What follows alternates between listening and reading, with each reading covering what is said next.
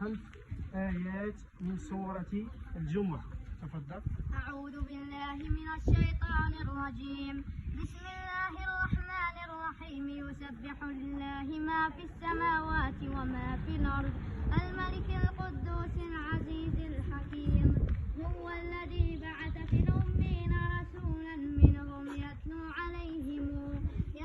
عليهم آياته ويزكيهم ويعلمهم الكتاب والحكمة وإن كانوا من قبل لفي ضلال مبين. وآخرين منهم لما يلحقوا بهم وهو العزيز الحكيم. ذلك فضل الله يؤتيه من يشاء والله ذو الفضل العظيم. مثل الذين حملوا التوراة ثم لم يحملوها كمثل الحمار يحمل أسفارا بئس مثل القوم الذين كذبوا بآيات الله والله لا يهدي القوم الضالين. الله أكبر الله أكبر الله أكبر.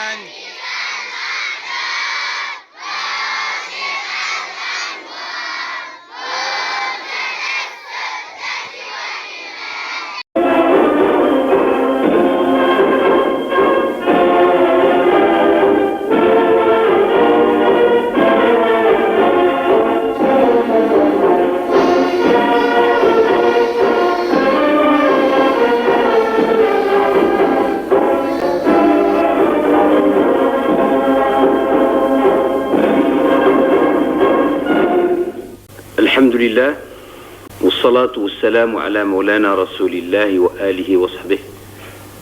شعبي العزيز، قال الله تعالى في كتابه الحكيم: وإذا عزمت فتوكل على الله. صدق الله العظيم. فعلا شعبي العزيز، قد عزمنا وعزمنا جميعا وقررنا أن نسير بمسيرة سلمية خضراء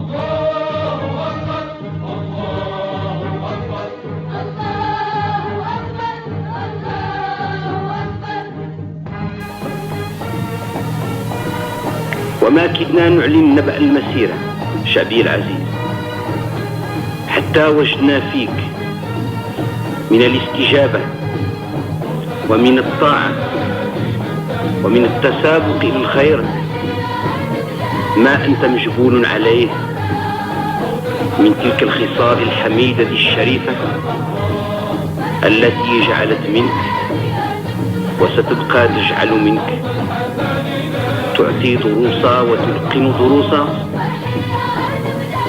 منصبا في كتب التاريخ وسجلاتها كمثل يهتدى وكشعب يمكن أن يتخذ مثالا أمثل. شعبي العزيز، كما قلت إن عملية المسيرة كانت لنا بمثابة كنز ومنجم كبير استخرجنا منه دروسا وعبر. دروسا أولا بالنسبة إلينا وعبرا بالنسبة للآخرين. أولا شعبي العزيز، تيقنت الآن وآمنت الآن أن المغرب وشؤون المغرب ومستقبل المغرب في أيد أمينة، في أيد طافحة بيمن الله، مليئة بالوطنية، متشبتة بعلمها، لاصقة بأرضها وتربتها. دروسا بالنسبة للبذل والعطاء. فها أنت شعبي العزيز أظهرت مرة أخرى أنك تبذل وتعطي. وماذا تعطي وتبذل؟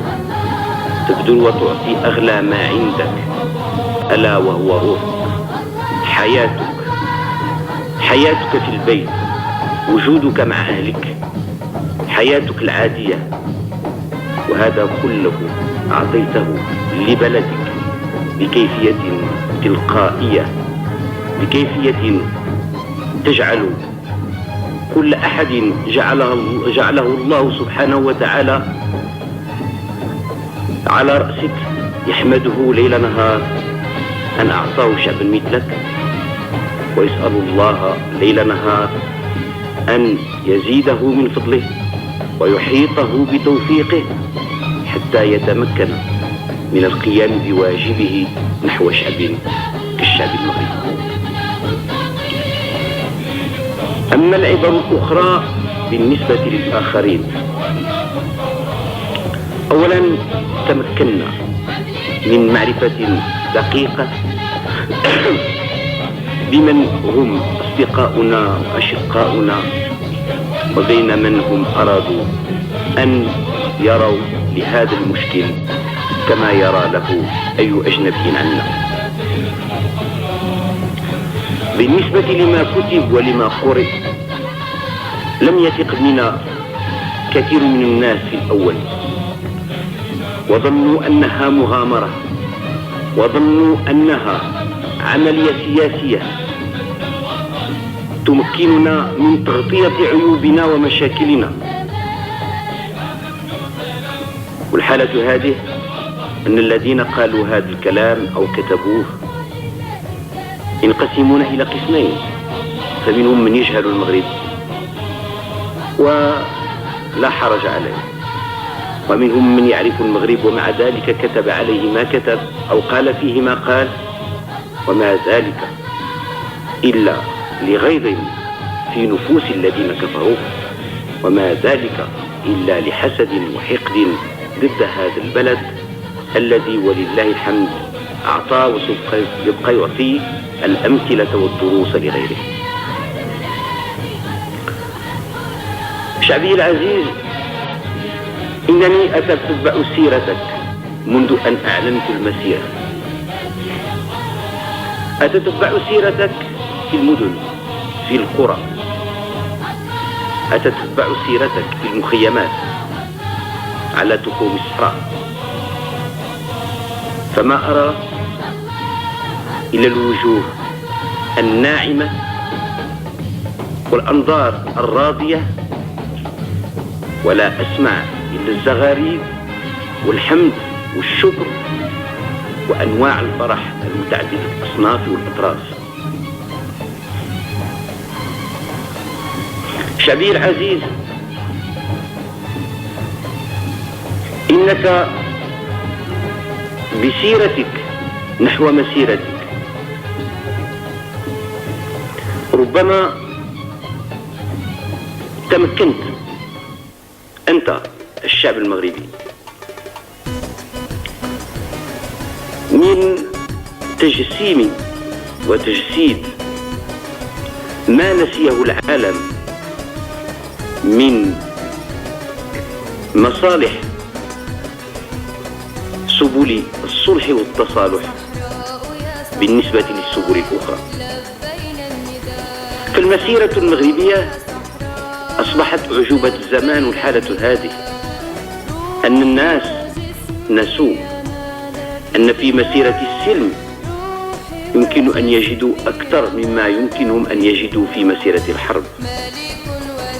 نسوا الدروس وأنت لم تنساها شعبي العزيز، نسوا التاريخ وأنت لم تنساه شعبي العزيز، بل تحليت باختيارك المسيرة، تحليت بتلك الأخلاق التي جعلت من كبار المفكرين وكبار الفلاسفة والزعماء للطبقات العاملة والسياسية في أوائل القرن هذا تلك الوسائل التي مكنتهم من الضغط على ما كانوا فيه من ضيق، مكنتهم من التغلب على القهر والغلبة التي كانوا يعيشون فيها، حتى أمكن لقرننا هذا أن يعيش في ظل الديمقراطية وحقوق الإنسان والعدالة الاجتماعية.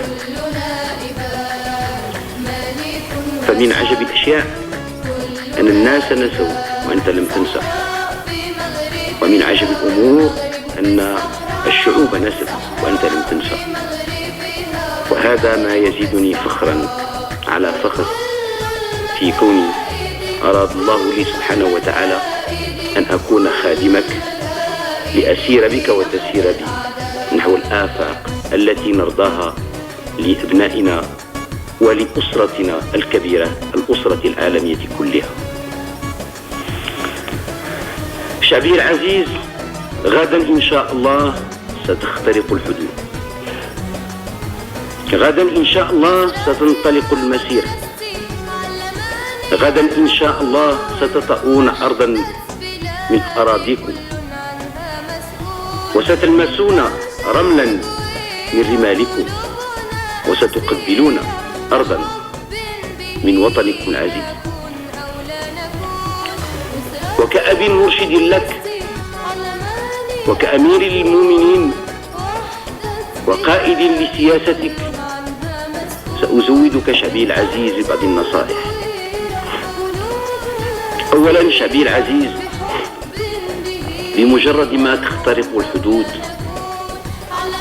عليك أن تتيمم من الصعيد الطاهر تلك الرمال ثم تستقبل القبلة فتصلي بأحذيتك لأنك مجاهد، فتصلي بأحذيتك ركعتين شكرا لله سبحانه وتعالى.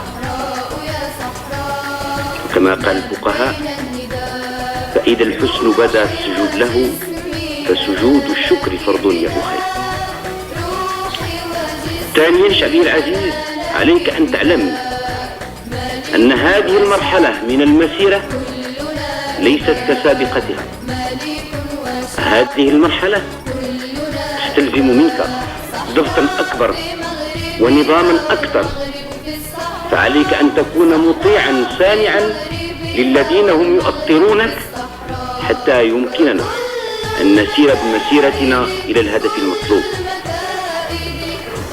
ثالثا شعبي العزيز، كما قلت لك في خطابي الأول، إذا ما لقيت إسبانيا كيفما كان ذلك الإسباني عسكريا أم مدنيا فصافحه وعانقه واقتسم معه مأكلك ومشربك وأدخله مخيمك، فليس بيننا وبين الإسبان غل ولا حقد، فلو أردنا أن نحارب الإسبان لما أرسلنا الناس عزال، بل أرسلنا جيشا باسلا.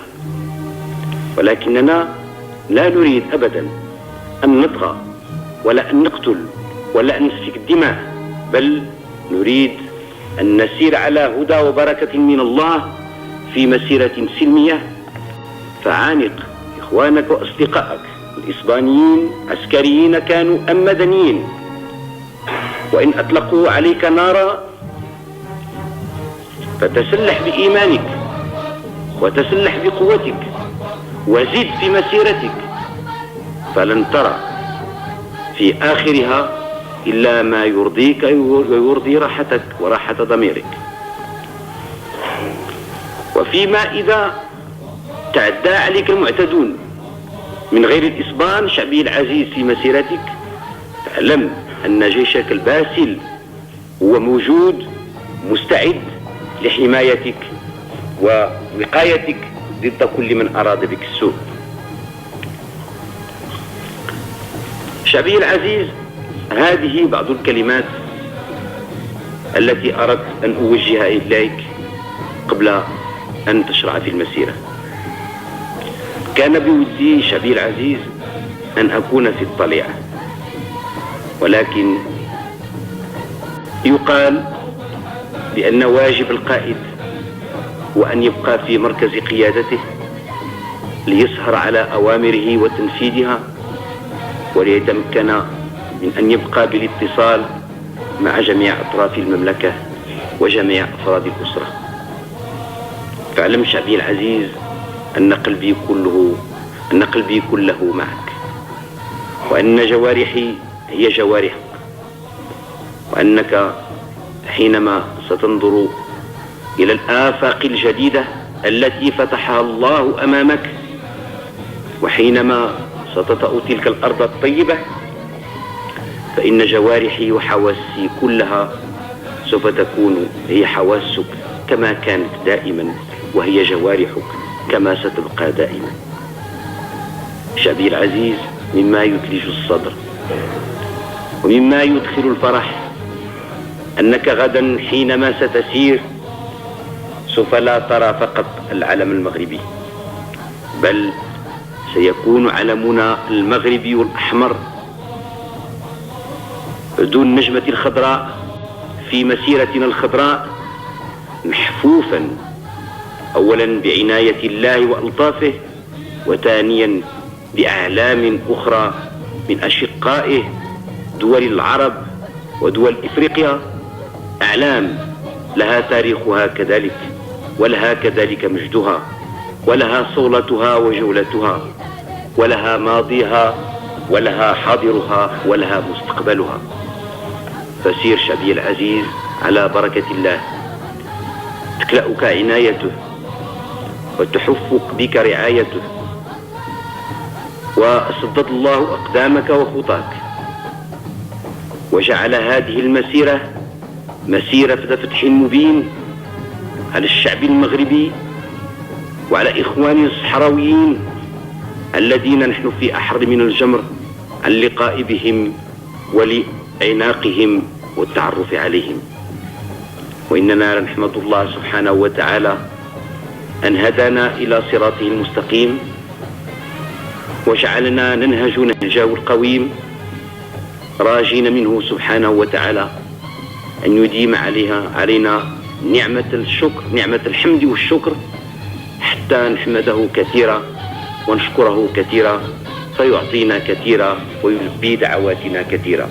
إنه سميع مجيب وبالاستجابة جدير. والسلام عليكم ورحمة الله تعالى وبركاته.